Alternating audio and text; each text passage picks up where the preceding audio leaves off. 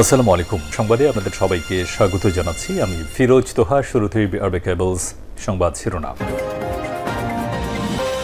পুরোদমে মধ্যপ্রাচ্যে Iran Israel ভয়াবহ যুদ্ধ চলছে, আর এরই মাঝেই যুদ্ধে যোগ দিয়েছে যুক্তরাষ্ট্র, রাশিয়া, চীন, তুরস্ক এবং পারমাণবিক শক্তিধর পাকিস্তান। শুরু হয়ে গেছে মধ্যপ্রাচ্যে পাল্টাপাল্টি হামলা, চলছে তৃতীয় বিশ্বযুদ্ধ। আর এরই মাঝে আমাদের হাতে এসে পৌঁছেছে এই যুদ্ধের সর্বশেষ গুরুত্বপূর্ণ সবথেকে তাজা আপডেট সংবাদ। প্রথমেই আপনাদের জানাবো 40,000-এরও বেশি মার্কিন সেনা ঝুঁকিতে পড়তে পারে। ইরানের পারমাণবিক স্থাপনায় মার্কিন হামলার ফলে গোটা মধ্যপ্রাচ্যে দীর্ঘমেয়াদী সংঘাতের সূচনা হতে পারে বলে সতর্ক করেছেন ডেভিড ফিলিপস। তিনি বলেছেন, ইহুদিবাদী ইসরায়েলকে সমর্থন করে যুক্তরাষ্ট্র যে ভুল করেছে, এতে ইরানের হামলার লক্ষ্যবস্তুতে পরিণত হবে মার্কিন 40,000-এর বেশি সেনা, যারা অবস্থান করছে মধ্যপ্রাচ্যের বিভিন্ন মার্কিন ঘাঁটিতে। এরপর জানাবো, ক্ষেপে আগুন ইরানের মিত্ররা, ইরানের হুকুমের আগেই চালাতে পারে হামলা। ইরানে মার্কিন হামলার পর পুরো মধ্যপ্রাচ্যে যুদ্ধ ছড়িয়ে পড়ার আশঙ্কা ক্রমেই বাড়ছে। এই ঘটনায় যুক্তরাষ্ট্রের উপর ক্ষেপেছে ইরানের মিত্ররা। তারা এখন যে কোনো সময় মধ্যপ্রাচ্যে যুক্তরাষ্ট্রের ঘাঁটিতে লক্ষ্য করে ব্যাপক হারে হামলা চালাতে শুরু করতে পারে। এদিকে ইরানে মোসাদের গুপ্তচরের মৃত্যুদণ্ড কার্যকর। ইসরায়েলের গোয়েন্দা সংস্থা মোসাদের হয়ে গুপ্তচরবৃত্তি করার অভিযোগে ইহুদিবাদী ইসরায়েলের হয়ে গুপ্তচরবৃত্তি করায় ইরানে একজনকে আজ ফাঁসি দিয়েছে ইরানের সুপ্রিম কোর্ট। সুপ্রিম কোর্টের ঘোষণার পরপরই তার ফাঁসি কার্যকর করা হয়েছে। এবারে জানাবো, ইরানে যুক্তরাষ্ট্রের হামলার পর ইরাক, ওমান, কাতারের প্রতিক্রিয়া। ইরানের পারমাণবিক স্থাপনায় যুক্তরাষ্ট্রের হামলার পর মধ্যপ্রাচ্যে প্রতিবেশী দেশগুলো একে একে তীব্র উদ্বেগ ও নিন্দা প্রকাশ করেছে। দেশগুলো এই হামলাকে অবৈধ, বিপজ্জনক বলে অভিহিত করেছে এবং শান্তি ও স্থিতিশীলতায় রক্ষায় কূটনৈতিক উদ্যোগ গ্রহণের আহ্বান জানিয়েছে। খবর আল জাজিরার। এবং সর্বশেষ জানাবো, খেলাফতে মজলিসের নতুন কর্মসূচি ঘোষণা।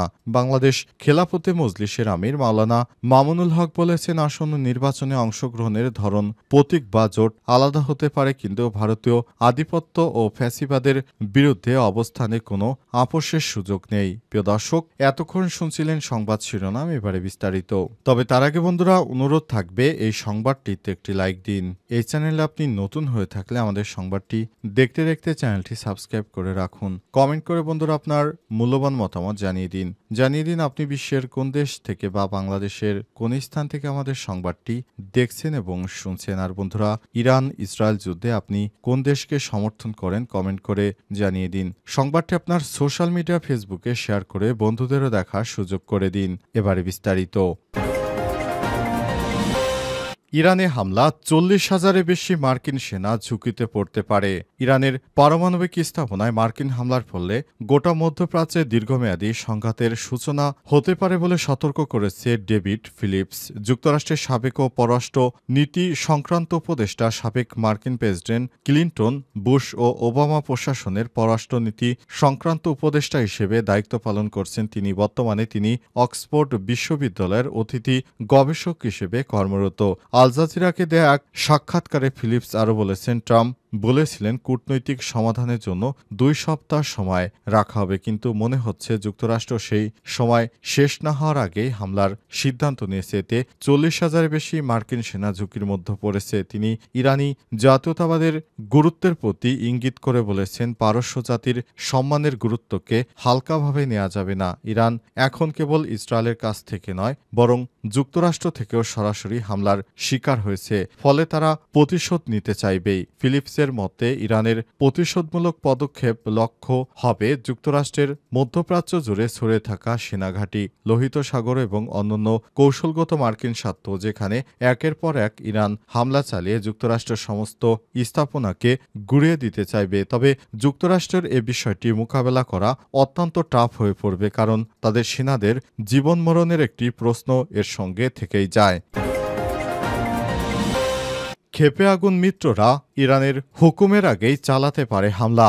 ইরানে মার্কিন হামলার পর পুরো মধ্যপ্রাচ্যে যুদ্ধ ছড়িয়ে পড়ার আশঙ্কা ক্রমেই বাড়ছে।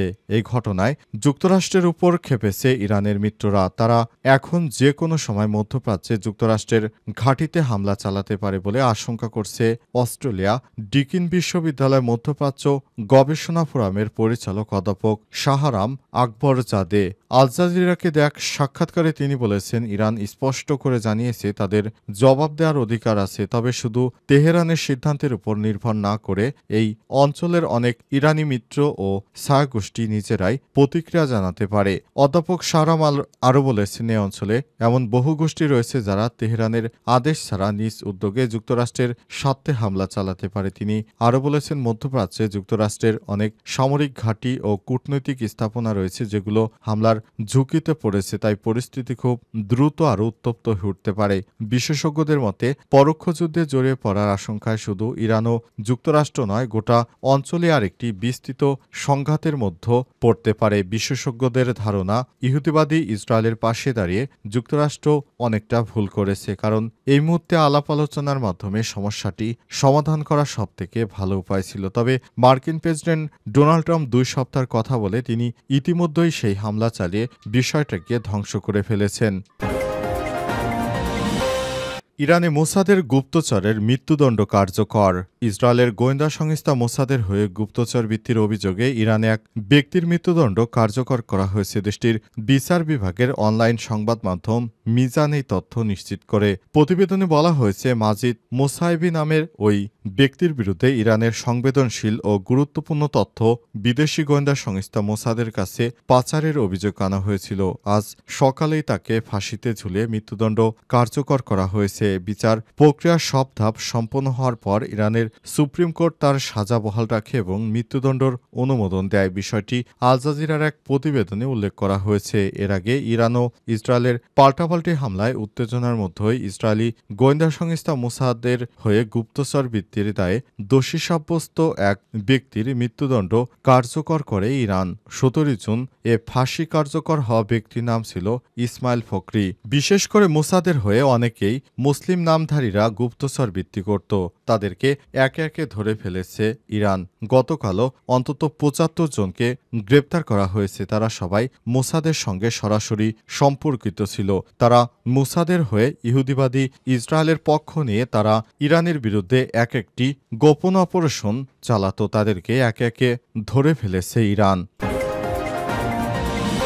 খেলাফতে মজলিসের নতুন কর্মসূচি ঘোষণা।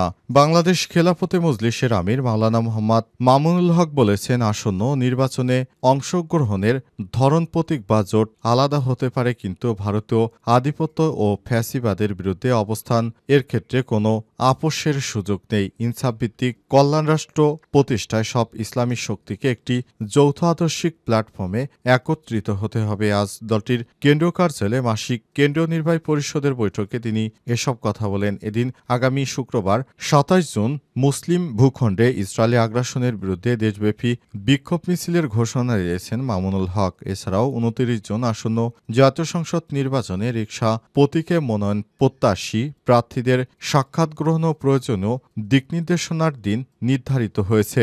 সভাপতির বক্তব্যে মামুনুল হক বলেন, ইরান অবৈধ ইহুদি রাষ্ট্র ইসরায়েলের মধ্যে চলমান যুদ্ধ কেবল ভূ রাজনৈতিক নয়, বরং মুসলিমদেরকে হত্যা করার একটি নতুন মিশনে নেমেছে ইহুদিবাদীরা। ইহুদিবাদীদের একটাই উদ্দেশ্য, সেটি হচ্ছে পুরো পৃথিবী থেকে মুসলিম জাতিকে নিধন করা। ইহুদিবাদী ইসরায়েলের এই অপকর্মের জন্য ইরান এবং ইসরায়েলের মধ্যে যে সংঘাত শুরু হয়েছে সেটি খুবই ভয়াবহ পর্যায়ে যাচ্ছে।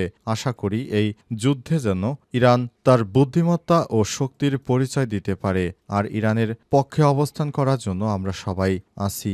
ইরান যেন ভবিষ্যতে বিশ্ব নেতৃত্বে যেতে পারে, যেন ইরানের পক্ষে সমগ্র মুসলিম জাতির সমর্থন রয়েছে। আগামীতে ইরানের অভ্যন্তরীণ বিভিন্ন সমস্যা মোকাবেলা করার জন্য আমরা সব ধরনের কার্যক্রম বাংলাদেশ সহ ইরানকে পুরো বিশ্ব থেকে সমর্থন জানাই। আগামী 27 তারিখ বাদ জুম্মার পরে আমরা বিক্ষোভ কর্মসূচির ঘোষণা দিয়েছি। অবৈধ ইহুদিবাদী ইসরায়েলের বিরুদ্ধে পুরো মুসলিম বিশ্বকে জেগে উঠতে হবে।